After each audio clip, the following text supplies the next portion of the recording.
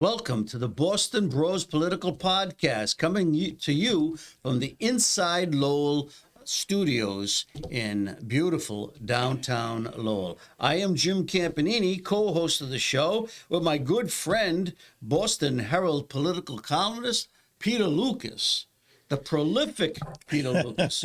3 columns a week, Tuesday, Thursday, and Saturday, and you've had some real corkers this past week. Well, we work at it, and, we try and beat the competition whenever we can. Now, Peter, do you get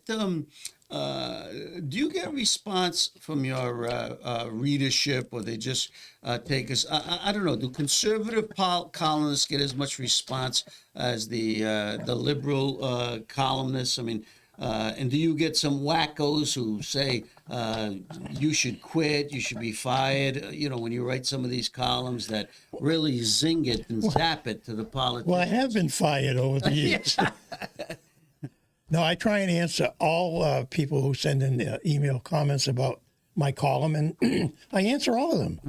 What recent column generated a lot of response that you that surprised you? Well, my columns on immigration get the biggest response because people are very, very concerned about illegal immigration and how the federal government, Donald Trump, is handling it. And mostly those comments are favorable because people want the country to be rid of violent, criminal, illegal immigrants, and they think Trump is doing a good job. Of course, there's a liberal element that disagrees, but I answer their comments too, as long as they don't insult me, which they usually do. But yeah, well, that's good. At least you have a dialogue going and everything. So, this past week, the University of New Hampshire poll came out, and the poll showed some vulnerability in Governor Maura Healey's tenure right now, and raised suspicions that there might be some chinks in her armor for the next election. Do you see it that way? Or? There may be some chinks in the poll. I mean, after all, this is a University of New Hampshire interviewing Massachusetts residents about Massachusetts politics. I mean, maybe the people they interviewed were Massachusetts residents leaving the state for New Hampshire. Yeah. But and it is early and stuff. But I still think that some Massachusetts people are becoming a little concerned about the spending in the state, the way this immigrant issue has been handled. Mishandled. And especially, mishandled, the sheltering of illegal immigrants and the cost, the cost, and taking facilities out of communities that are relying on them. I mean, it's just that, people get worn down, and then they see no solution, but this constant bickering with the federal government. I mean, let's face it, the headlines, ICE keeps arresting more and more of these people that were living in our communities with some terrible records, pedophiles. Without any help from the state. Without any help. So we start to wonder, wait a minute, these people were living among us. What were the state law enforcement officials doing about it? I mean, 759 people with the criminal records the other day in the state of Massachusetts. Serious records. I did see the poll. I have to disagree with it a little bit in the sense that she may be down in the polls, but she has the ability to recover. She's an incumbent governor, and in order to beat somebody like her, you have to have a viable candidate. And the candidates running against her so far are nobodies. We've got a couple of Republicans that are barely known, Mike Keneally of Lexington and Brian Shotsleeve of Barnstable, and they're trying to make a dent. One of them would probably become the Republican nominee. However, he'll be running against a progressive Democrat incumbent governor in a progressive state. I mean, that is a long, hard road to go down. Well, but isn't that always the case on the Republican side? There's usually a nobody running. Now, you made a valid point. You know, when Charlie Baker, a Republican who won the gubernatorial race, he lost the first time to Deval Patrick. Then it was an open seat. Right. Charlie Baker ran the first time against Deval Patrick, the incumbent governor, and he was defeated. And the second time he ran, Patrick was not running for re-election. The seat was wide open, and he ran a hell of a good campaign, and he was taller than his opponent, and he won. So may the tall man won. Yeah. So that's a key point, especially for a Republican, because I think that at that point the residents have a chance to make a different choice instead of just hitting that incumbent button. Well, they actually look at the candidates and scrutinize them, who might be best. But now the same thing happened with the last Republican to be elected U.S. Senator, Scott Brown. That was an open seat. That was an open seat. So you gave me something to think about there, because he just came in bond storming the state in his bond jacket. It's a terrific campaign. Yes, terrific. And he won until the Democrats came in with another person from out of state, same way they did with Deval Patrick, came in from Chicago. Then they brought in Elizabeth Warren. One from Oklahoma. Right, and Harvard, Oklahoma and Harvard, a complete unknown, and she beat Scott Brown, whose second campaign was horrible.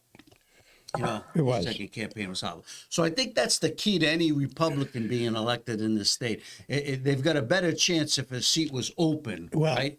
in Maura Healey's case, I think she's strong enough to beat any Republican challenger. I think any threat to her will have to come in a Democrat primary, and it'd have to come from someone like State Auditor Diane DiZoglio, who is one of the few politicians around who has a legitimate issue, and that is opening up the books of the Massachusetts legislature, which the people voted for, but which is being stymied by the Democratic establishment on Beacon Hill. Yeah. And she could run on that, and it got 72% of the vote. Yeah. When it was on the ballot in the last election. But do you think it's really to her advantage right now to take on a sitting governor? Two women facing off, Democrats against each other. I mean, in the obvious case, she's already pissed off most of the leadership. So it really won't affect her in that way, because she is known as someone almost like Trump, creates chaos, as she goes along, and could create a wedge there. But shouldn't she probably wait, maybe? Well, I don't know. I'm thinking the opportunity is there, but in her case, there'll be other opportunities down the line. Well, that's what I mean. Wait for another opportunity, maybe, if she's not going to go away, and she's a terrific campaigner, and she's got a major issue. What happens to this issue if it's not pushed by her? I think it disappears. At this point, but you see Governor Healey running for re-election. Yes, I do, and I think she would be favored. Okay. Despite this poll. Going back to the Republicans, running Keneally and Short Sleeve right now.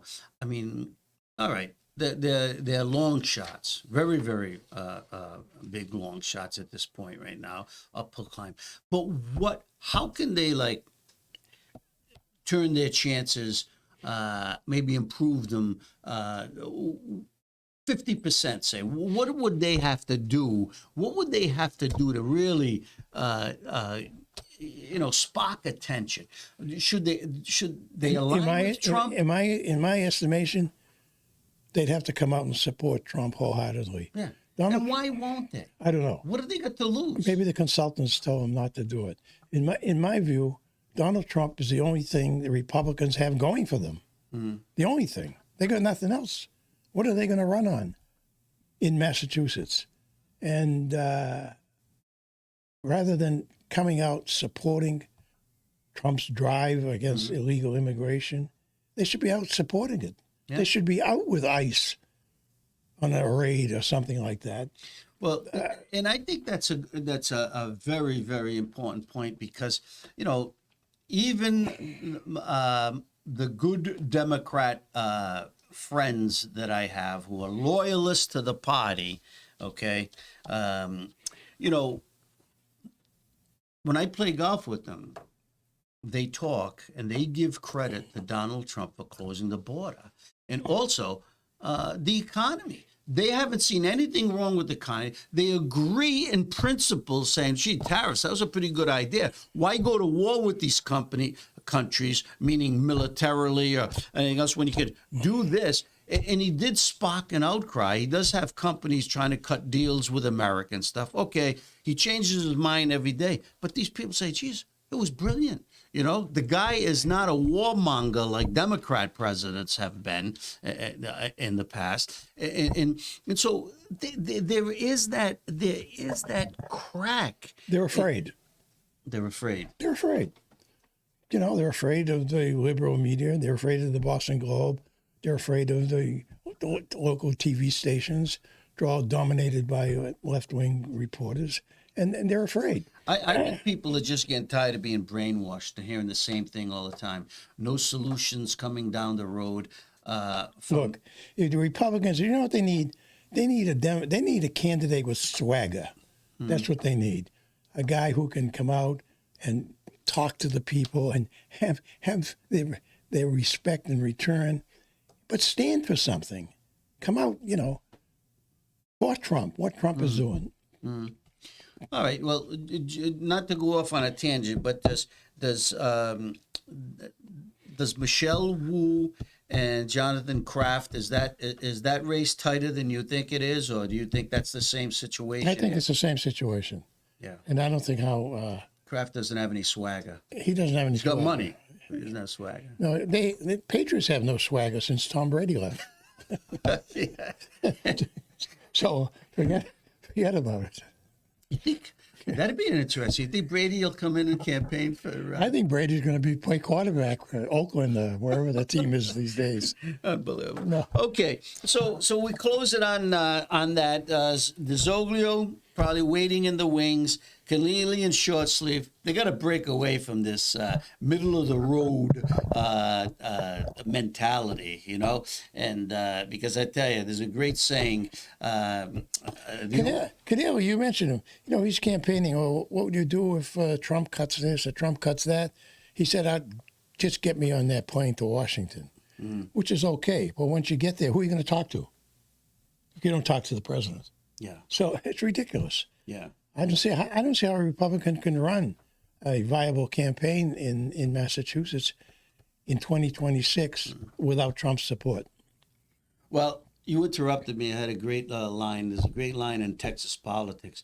The only thing in the middle of the road in Texas are failed politicians and dead armadillos. So these Republicans should take that thing, and I agree. If you're going to break away, you got to be different. And you might not win the election, but I think Massachusetts is slowly coming around. Not that we're going to turn from blue to red overnight, but I still think there's a purple haze, as Jimi Hendrix said, purple haze building in Massachusetts. People are getting upset with the good people, or the people trying to do right, okay, are being chastised, where the not so good people are the victims all the time, you know. And we've created the best victimhood state in Massachusetts, in the country, in Massachusetts, Where everybody is a victim. Yeah. We don't put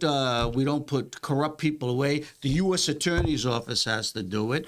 They're investigating crimes and putting away politicians, state police officers. Nothing ever comes out of the Attorney General's office. Well, put it this way. Yes, I disagree. You disagree? What came out of the Attorney General's office last week is a whole approach on how illegal immigrants can avoid ICE. Right. So, she had a document that she released telling people, illegal immigrants, how they should react when ICE comes around. And I would have liked that when I was a teenager. What'd you say, run? When I was a teenager, the cops were chasing me. I would like to have the document saying how I should react instead of just running away. No, it's just and you know, even the case they point to where the student was arrested and put in and detained. What was that? Was that In Milford. In Milford, okay. And then ICE comes back and says they were really looking for his father. He was driving the father's car, and of course everybody's up in arms. They had I don't know if it was a volleyball game the other night. The town turned out, free Marcello and everything else. And then it comes out, ICE, you know, ICE should do this right off the bat, put out what they're looking for and why. I mean, the father, who's still on the lam, had 16 criminal charges against him. And he hasn't even shown up to get his son out. To help his son out. Yeah, what kind of dad is that? I mean, the kid's sitting in jail and he's innocent, and the father's out on the lam. What father would do that to his son? Amazing! You know? It is amazing. But yet, you know, they point to this one case, and not the 759 illegal criminals, right? Who murderers, rapists, child predators, drug dealers. And I love Nantucket and Martha's Vineyard. Oh my God. The summer restaurant business and the linen services and the lawn mowing operations all going to shut down because, oh, God forbid, 40 illegal immigrants or migrants who had either had their visas expired or in the country illegally or had criminal records were detained by ICE. Oh, my God. The Kerrys, the Obamas, they must be very upset today. Without their servants. Yeah. This is in sharp contrast to 4 years ago, I think it was, when the governor of Florida, DeSantis, sent up a plane load of Venezuelans to Martha's Vineyard.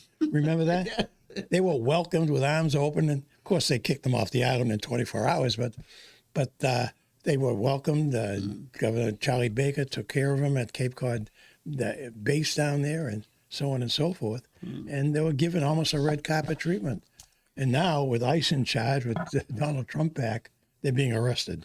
As they probably should if they broke the law.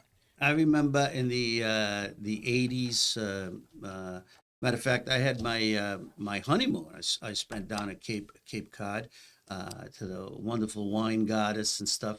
And this was in the late 80s.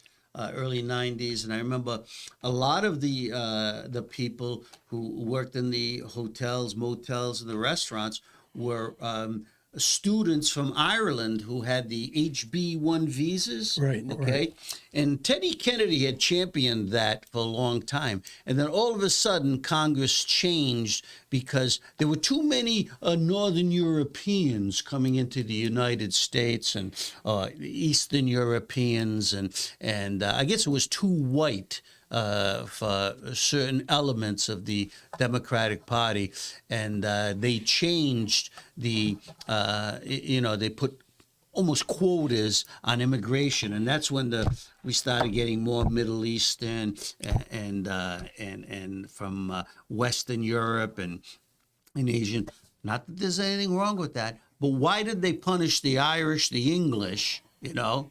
And even the Italians, Albanians, I think, were cut too, you know, and I mean, let anybody who wants to apply. I mean, isn't that a fair system? And then you take them in a case by case system. What's wrong with that? There's nothing wrong with it, but our immigration policy has been a mess for about 20 years, 50 years, and what Joe Biden did when he opened the border has made things 10 times worse, and we're struggling with it, and it's very difficult.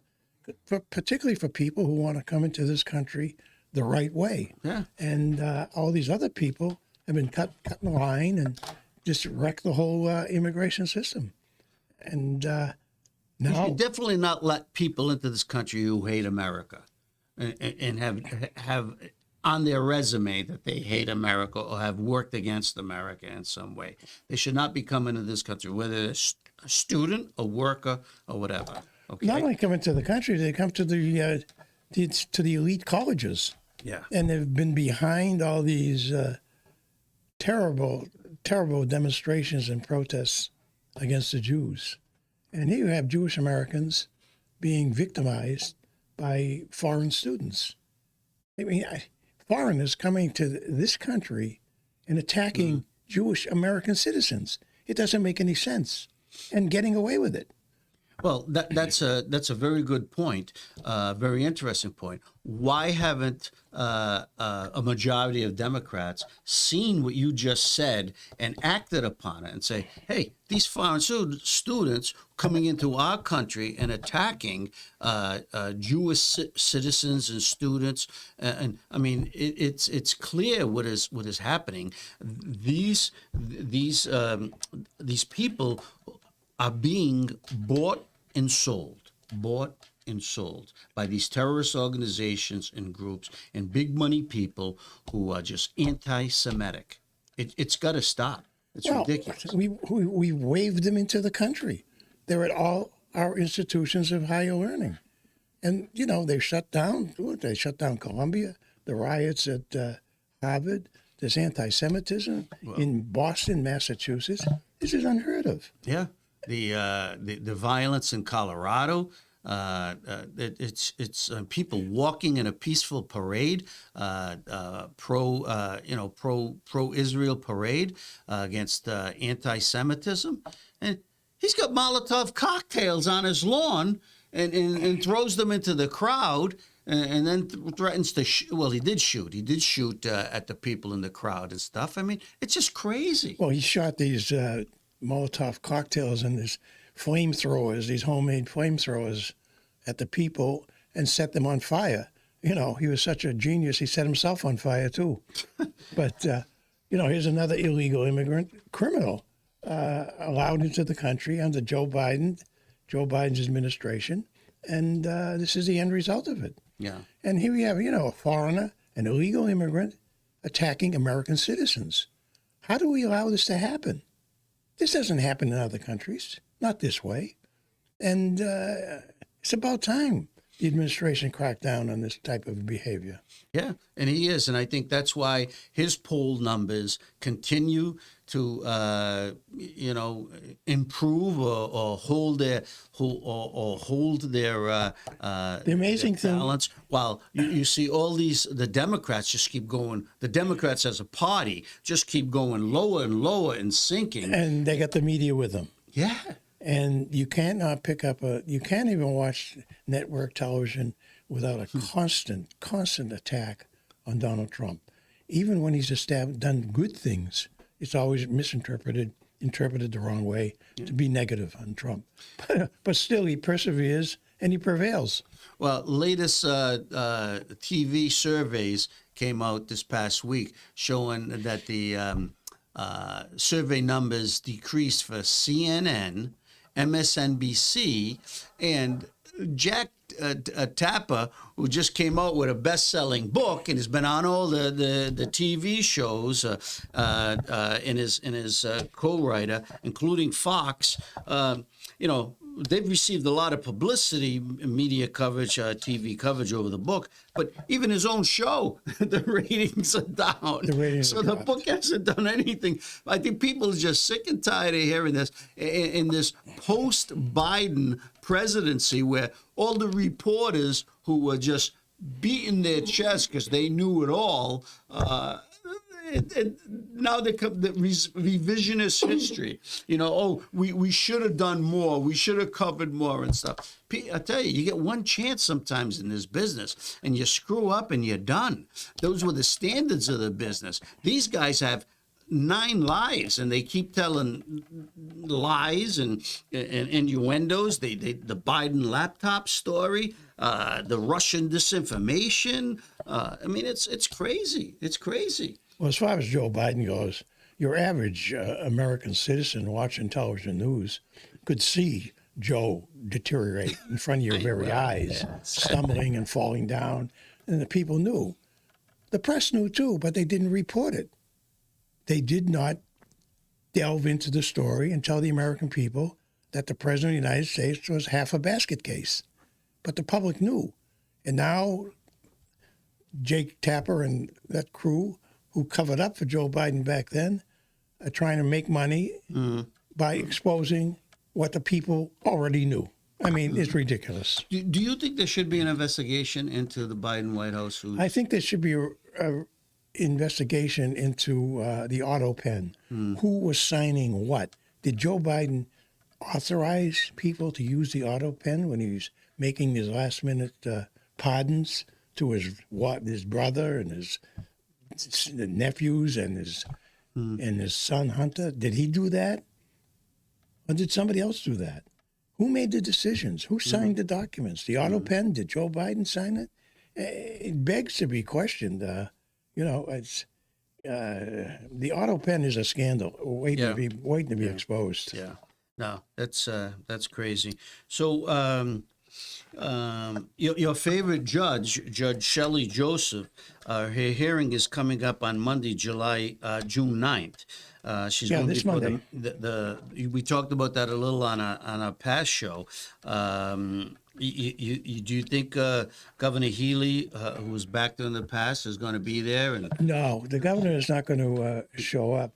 The interesting thing about it is that Judge Shelley Joseph, of course, as the public must know, was indicted for allowing an illegal immigrant to escape out the back door of her Newton District Court courthouse when ICE was waiting to pick him up. And she was indicted when Trump was president and Andrew Elling was the U.S. attorney.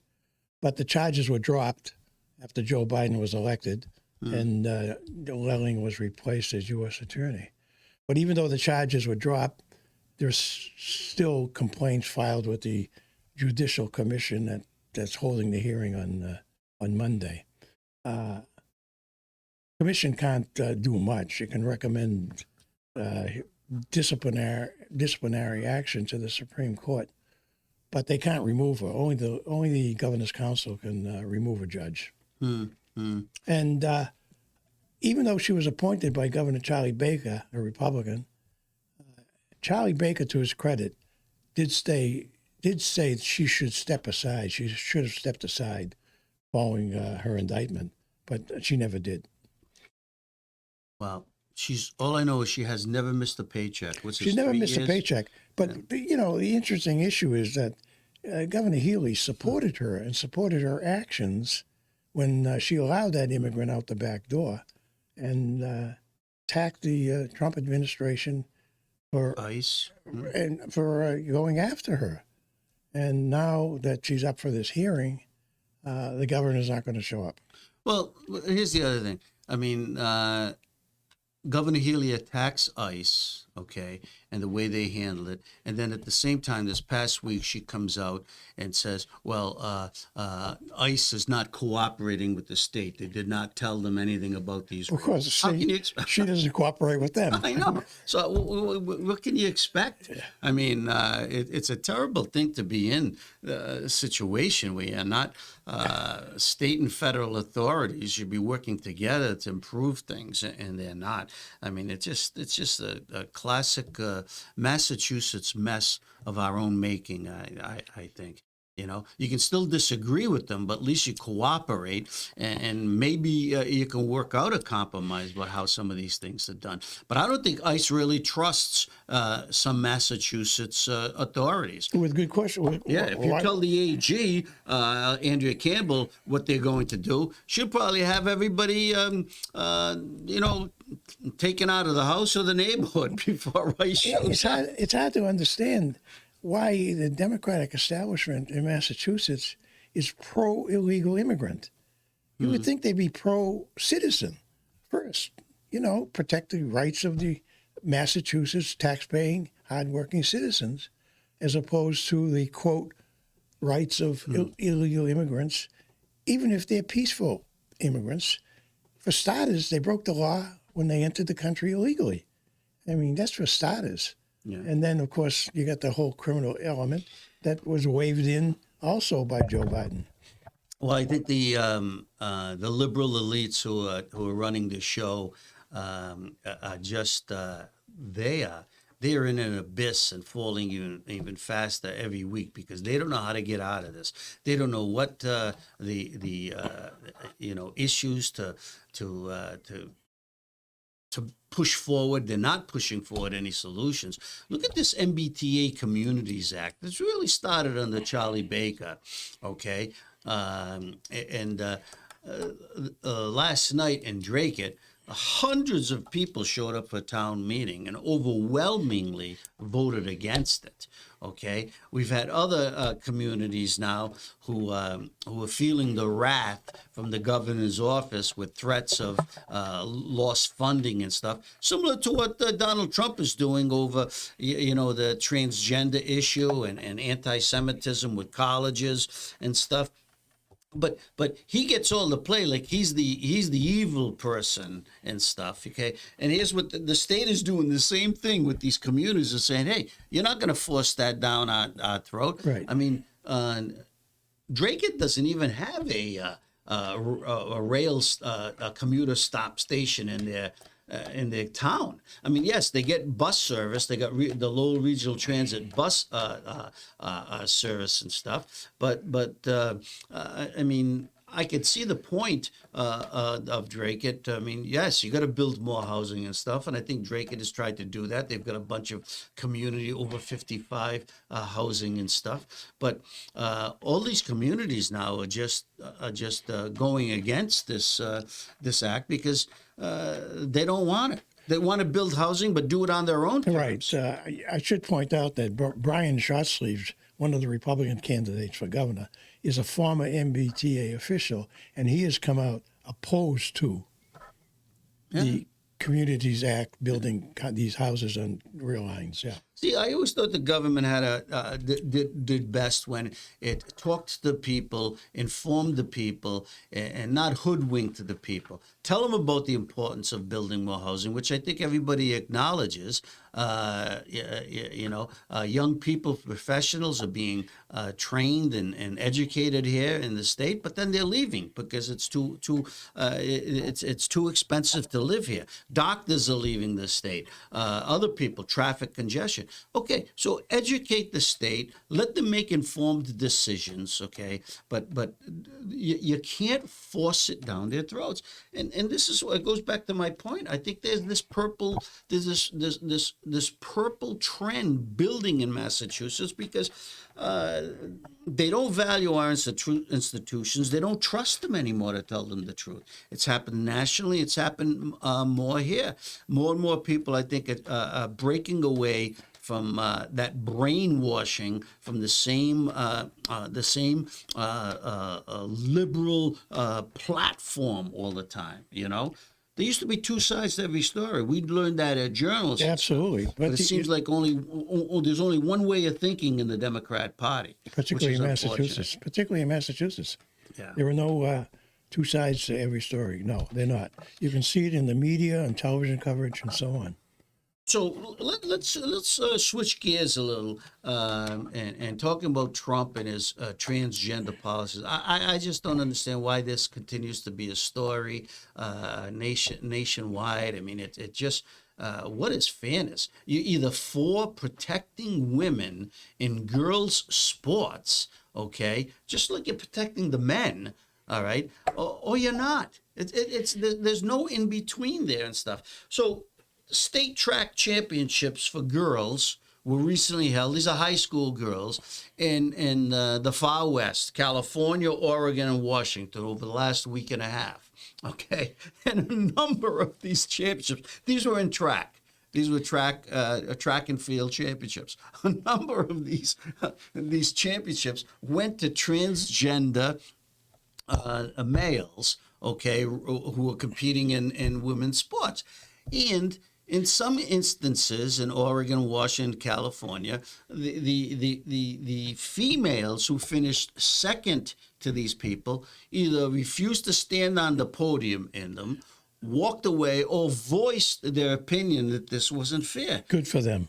And the track officials then turned on these girls voicing their opinions. Bad for them. Wouldn't allow them to be in the pictures, although they didn't want to. Two of the girls, I think it was in Washington State, they turned their back on the podium, and then the officials told them, "Get out of the way, get out of the way." They didn't want to see that protest. And it's okay if you take a knee against the American flag, you can stay in the picture. But for these two girls who said, "No, we're not going to be on the podium. This was unfair," but they stepped down and they turned their backs. And the guy told them, "Get out of the way, get out." You can see the video of him shooing them away and stuff. It's a war on common sense. Yeah, it's ridiculous. But I had to laugh at California and some of the regional districts now. They gave the championship trophy to the transgender participant, but they recognized that the girl who finished second was the winner among all girls who ran. So she got first place among all the girls, but the transgender person took the hard way and is recognized as the state champion. I'm saying to myself, this is crazy. And the parents have to clap and see this and say, "What just happened?" And it's getting absurd. It really is absurd.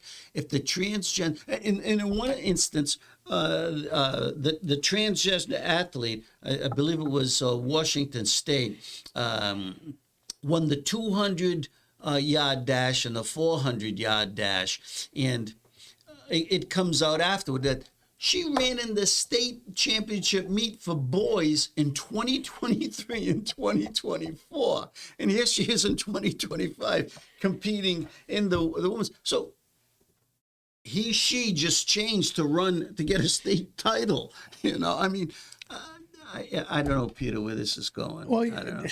Bring it home, bring it locally. Look at Governor Maura Healey at 5'2" or 5'3" or 4. Was a star basketball player at Harvard, and she played against other women's teams. Now, and she was a star, and she was good. But think of it if she had to play against men biological women, whatever they call them these days. 5'4" against a 6'4" male. She would never have been a star. Yeah. She never would have been on the team.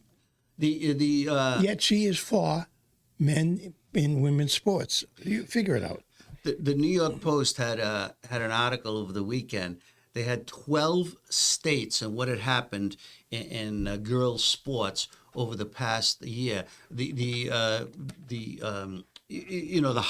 said the highlights or the lowlights of what's happened, and they had the top stories in each state where transgender athletes were playing in girls' sports. They had one case in Virginia where a high school basketball team beat this girls' charter school by 62 points, playing with a transgender athlete before they changed the rules. And that person couldn't play the next game. That same team lost by 26 points to another charter school. So I mean, it's just crazy what's going on. But Trump vows, that he's going to now look into California again after they changed the rules to get around his federal funding mandate and stuff. So it just keeps. So how is Gavin Newsom going to run for president with this on his record? Yeah. It just goes on and on. So my last thing of the week is you're right. Trump just can't get. He just can't get even a passing glance of praise from some of these mainstream media outlets. And the Washington Post ran a story this past week about the decline in fentanyl seizures, at the southern border. Yeah. All right, and they use the word in the headline that. They said mysterious decline in fentanyl at southern border. It says, well, they got mocked by everybody online. Mysterious, because in the body of the story, written by these ace reporters who probably never even been to the southern border, they were looking at reports and stuff. Yeah, fentanyl seizures by U.S. law enforcement is down 54% since last March, so March to March. And there's a reason, as we know, because Trump shut the border. Okay, he shut the border. And I'm sorry, it's from November when Trump took over. So from November to March, drug trafficking is down 54%. So WAPO, these are the reasons in the story it gave for the seizures are down during this period. And they called it somewhat of a mystery, they said. But their first reason was, cartels are finding other ways to smuggle fentanyl into the United States, okay?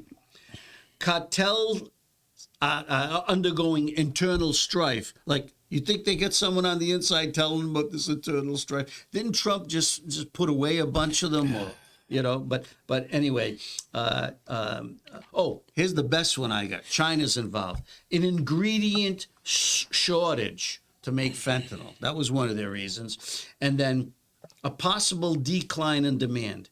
Do you read anything where the border was closed in their story? No, they don't mention that Trump closed the border and it put the National Guard on the border. Yes. Okay, and has basically tightened things all the way around. But how could the Washington Post write a story? Because it's not the paper They it don't used to be. even mention Trump policy. It's not the paper it used to be.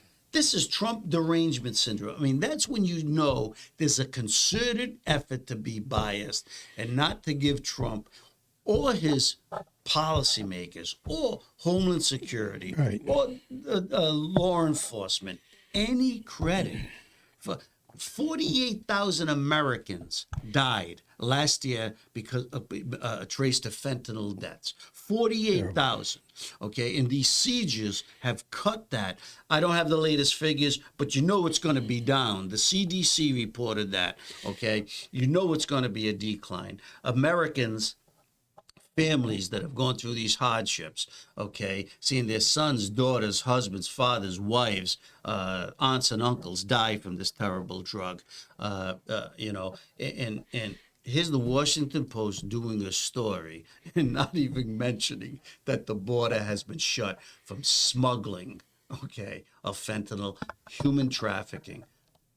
So there you go. What a there speech. You go, America. What a speech. That was terrific. No, but I'm just saying. I mean, I understand. how could the paper has won all kinds of prizes for their reporting and stuff? What editor would even sanction a story like that and say, "Hey, you guys, did you know that there's been a major policy change in America?" I want a prize, because my prize is going to be this. If the Governor's Council eventually has to hold a hearing on the removal of Judge Shelley Joseph, I want to cover it, because I covered the last one, the last time a judge was removed from office by the Governor's Council. It was Judge Jerome Troy. It was 50 years ago, and I was a young, handsome, striking ace reporter for the Boston Globe at that time. And so this will be a repeat if we ever get around to doing it. Wow. Wow. What a story. 50 years, huh? Yeah. Unbelievable. And Still going strong. And I God still bless look you. the same. I tell you, you should apply for a job. You think they'll even look at your resume if you applied for a job at the columnist job? No, all they have to do is look at me. That's all. Yeah. And I'd be rejected. Yeah, unbelievable. All right, Peter. So we come to a close of another show. Anything else to add, or anything? No, that's about What are you it. doing this week? Anything important? I'm going to cut the grass. You're going to cut the grass. Okay. I'm going to try to improve my golf game. I think I'm going to move up to the gold tees, this week. That's the only thing that I'll get. You mean the tees they used to call the women's tees? Yes, yeah, move up. I'm moving up a little anyway. So that's it for this week, and hopefully we'll see you. We'll see you on our next show, the Boston Bros Political Podcast. This is Jim Campanini, Peter Lucas. Have a great week.